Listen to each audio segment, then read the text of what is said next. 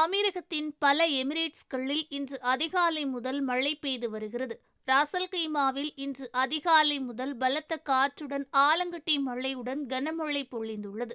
இதனால் அங்கு பெரும் பகுதிகளில் மழைநீர் தேங்கியுள்ளது. இதனால் வாகன ஓட்டிகள் எச்சரிக்கையாக இருக்கும்படி அதிகாரிகள் அறிவுறுத்தி வருகிறார்கள்.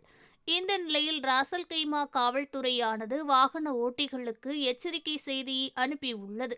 அதில் வாகன ஓட்டிகள் தொலைபேசிகள் பயன்படுத்துவதையும் காணொளி மற்றும் புகைப்படங்கள் எடுப்பதையும் தவிர்க்குமாறு கூறியுள்ளது.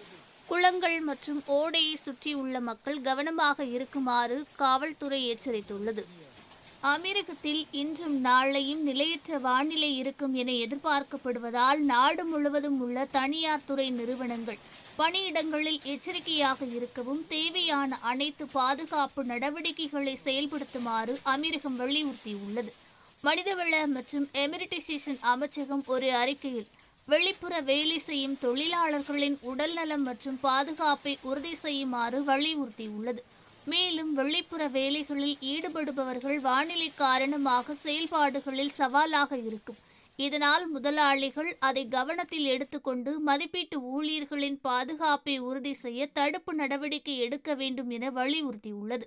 மேலும் தொழிலாளர்களின் பணியிடங்களுக்கு செல்லவும் அங்கிருந்து வெளியேறும் போது சுகாதார மற்றும் பாதுகாப்பு தேவைகளை முழுமையாக பின்பற்றுவதை உறுதி செய்ய வேண்டும் என நிறுவனங்களிடம் ஆணையம் கேட்டுக்கொண்டுள்ளது.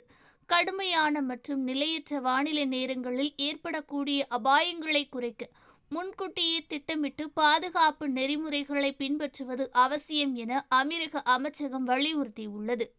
மேலும் நிலையற்ற வானிலை காரணமாக டெலிவரி ரைடார்களை நிறுத்துமாறு அபுதாபி அரசும் கேட்டுக்கொண்டுள்ளது.